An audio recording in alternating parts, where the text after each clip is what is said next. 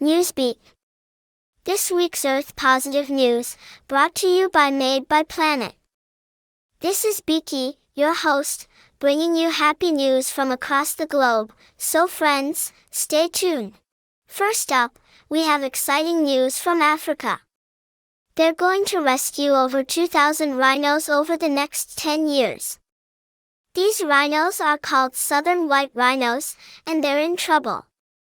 African Parks, a conservation NGO that manages 22 protected areas in partnership with 12 governments throughout Africa, just became the new owners of a big place in South Africa where 2,000 rhinos live.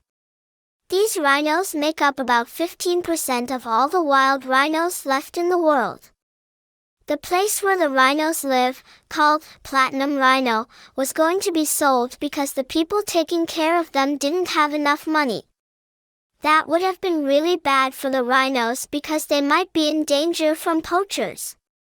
But African Parks, with help from the South African government, decided to buy the place and all the rhinos. African Parks has one important job, to take care of these rhinos and help them go back to living in the wild. Right now, the rhinos are in a breeding program, but that will stop, and they will be released into safe places in the wild. Barbara Creasy, the Minister of South Africa's Forestry, Fisheries, and Environment, believes this move by African Parks will help the rhinos to move to good places in South Africa and other parts of Africa. This is a huge project, one of the biggest ever, to give these rhinos a better future. Next, we have a special story about a brave gorilla named Kigoma from Eastern Lowland, Democratic Republic of the Congo, DRC. Stolen from his family as a baby, Kigoma was held captive by an armed militia in the Democratic Republic of the Congo, DRC. Until his rescue, this tiny gorilla was kept as a mascot, serving as a status symbol for the rebel group. Most baby gorillas who are taken away like this don't make it, and their families suffer too.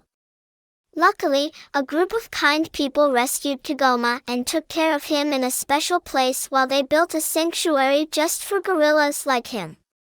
This special place is called the Gorilla Rehabilitation and Conservation Education Center, or GRACE for short. Eastern lowland gorillas are in danger because of poaching, mining, and also cutting down of trees. This has led to an increase in the illegal trade of young gorillas. GRACE started because we needed a long-term solution for orphaned eastern lowland gorillas. The goal is to rehabilitate them and eventually reintroduce them into the wild. Now, Kigoma and his gorilla friends live together as one big family at GRACE. He has grown up to be a strong and caring leader for the group. GRACE doesn't just take care of gorillas. They also work with the people who live nearby to protect the gorillas and the forests where they live. This helps everyone and gives hope for the future of these special animals. Next up, let's fly to Spain to hear a beautiful story on vultures. Meet the cinereous, black, vultures, 7 of them, who recently got to spread their wings and fly in the beautiful Iberian highlands in Spain. As the latest stage in an ongoing reintroduction program, these vultures were sourced from wildlife recovery centers across the Castilla-La Mancha region. The birds were housed in a specially built adaptation aviary, protected but a larger living space where birds can fly, for 7 months prior to being set free. The return of this majestic keystone species to the Iberian highlands will help to realize the rewilding vision for the landscape. So far, 10 vultures have already been released in this area, and they wear little GPS devices to track where they go. The plan is to release a total of around 40 to 50 vultures in this area. Vultures are very important to our ecosystem as they are nature's own cleanup crew. Now, we head to a magical place, underwater. This exciting story comes from the Wadden Sea, Netherlands. Researchers from the Royal Netherlands Institute for Sea Research, NIOZ, the University of Groningen, and the University of Utrecht, decided to put trees underwater as an experiment. It's now become a wonderful home for a lot of sea creatures. These underwater trees are made from pearwood, and they are like beaming with life. You can find algae, barnacles, mussels, bryozoans, ascidians, fancy name for sea squirts, and anemones living on these tree reefs.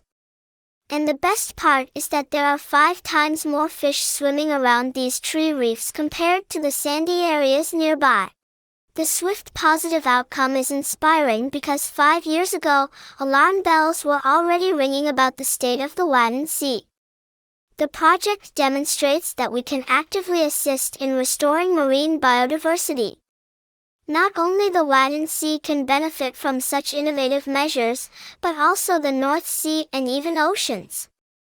Now friends, let us meet this week's eco-warrior, Sofia Molina, 14 years old from Mexico, who is affectionately known as the soul of the Jaguar.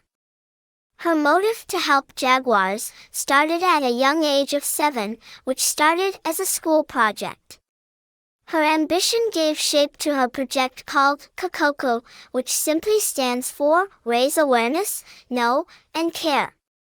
Sofia knows that jaguars need our help because their homes are disappearing due to things like cutting down forests and searching for oil.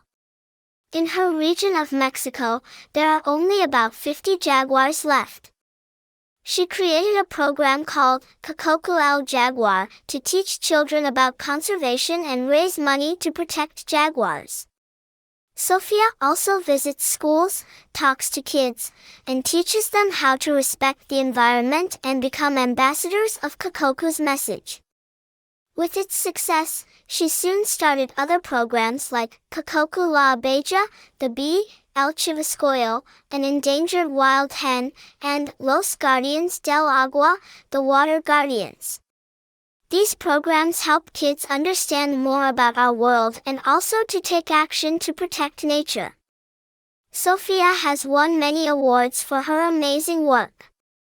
Some noteworthy ones include the Bansify Small Entrepreneurs Award, the Green Latin America Award from Ecuador, and the Mexico's TUI Heroes of Sustainability Award in Tourism Innovation in the category Heroes of the Future.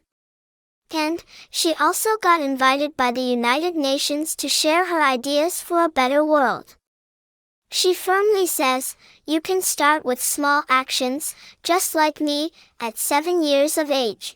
You can achieve what you propose, let nothing stop you, we are in this together, we can succeed.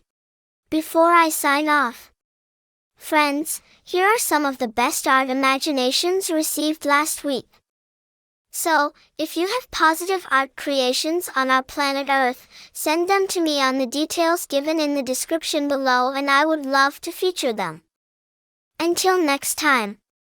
Happy Earth, happy children.